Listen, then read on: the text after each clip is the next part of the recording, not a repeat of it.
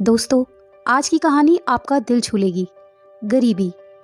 पुराने साधारण कपड़े पहने एक महिला ने एक फैंसी रेस्टोरेंट में प्रवेश किया। सभी ग्राहक उसे पहले से वहां जो बैठे हुए थे उसे तिरस्कार की दृष्टि से देखते हैं। वह महिला फटी पुरानी ड्रेस पहने हुए थी और देखने में गरीब लग रही थी।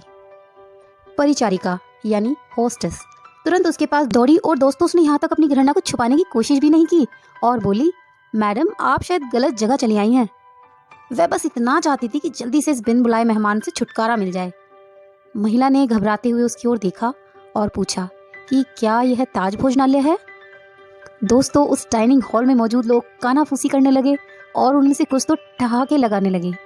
परिचारिका ने दयनीय दृष्टि से महिला की ओर देखा और बोली, आप सही कह रही हो, यह है तो, पर आप क्या चाहती हो मैडम? तुरंत व्यवस्थापक को बुलाओ। असंतुष्ट ग्राहकों में से एक चिल्लाया, मैंने यहाँ पहले से एक टेबल इसलिए नहीं बुक करवाई कि कोई भिखारी मुझे खाते हुए देखे। महिला ने अपना सिर नीचे कर लिया और धीरे से बोली, मैं ज्यादा समय नहीं लूंगी बेटा, मेरा केवल एक अनुरोध है कि आप इस तरफ आइए। परिचारिका ने अनिच्छा से बुजुर्ग महिला को अंदर आमंत्रित किया। वो बस किसी तरह से उसे बाकी ग्राहकों की नजरों से दूर ले जाना चाहती थी। मैं तुम्हारी जगह होती तो उसे सिक्योरिटी गार्ड बुलाकर उसे बाहर का रास्ता दिखाती। आपने देखा ना कैसे बदबू आ रही है, वह एक बुरा सपना है। ये सब लोग बोलकर वहां बैठे लोगों ने अपनी भावनाओं को बिल्कुल छुपाया नहीं। महिला मिठाइयों के शोकेस में गई और काफी देर तक उसे देखती रही। वेटर उसे देखकर हंस रहे हैं। वे कह रहे थे, अगर वह यहाँ मुफ्त में खाने की उम्मीद करती है तो उसे कुछ नहीं मिलने वाला। ऐसा लगता था कि महिला ने उनकी बातों पर ध्यान ही नहीं दिया।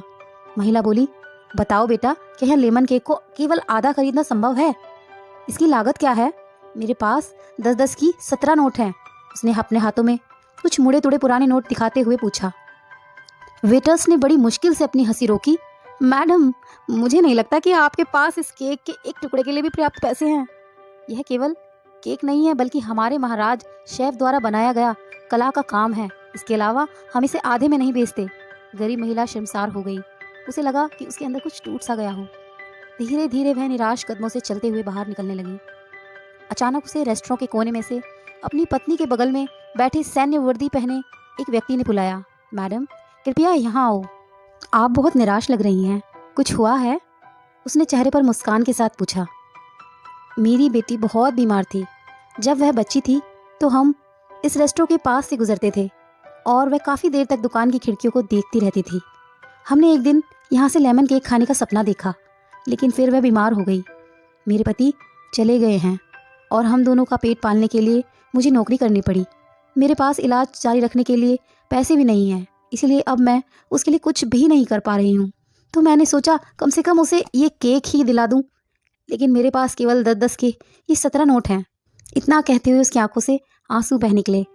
अब बिना किसी हिचकिचाहट के फौजी ने वेटर को बुलाया और उसे अपने खर्च पर महिला के लिए एक पूरा लेमन केक पैक करने को कहा। उन्होंने महिला से कहा, आज 17 साल हो गए हैं जब हमने अपने बेटे लक्ष्य को खोया था।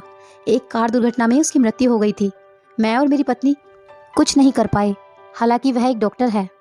आपके पास 17 नोट हैं और मेरा बेटा 17 साल का था। यह ऊपर वाले का इशारा नहीं तो और क्या है? फौजी की पत्नी ने गरीब महिला को अपनी बिजनेस कार्ड दिया और बेटी के इलाज में मदद करने का वादा किया।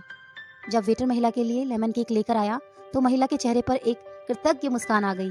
उसने फौजी और उसकी पत्नी को धन्यवाद दिया और वहां से चली गई। इस घटना के बाद रेस्टोरेंट में सब खामोश हो गए थे। सभी को उस फौजी ने एहसास दिला दिया था कि पैसों से भले ही महिला गरीब थी, लेकिन वहां बैठे सभी लोग विचारों से और दिल से गरीब थे, सिवाय फौजी के और उसकी दंपति के। अब वहां किसी को भी हंसने का मन नहीं कर रहा था। दोस्तों, अगर हम इतने सक्षम हैं कि किसी भी व्यक्ति की किसी भी तरह की मदद कर सकें तो हमें आगे बढ़कर जरूर हर किसी की मदद करनी चाहिए। व्यक्ति पैसे से नहीं, अपने कर्मों और विचारों से महान बनता है। यही असली व्यक्तित्व है।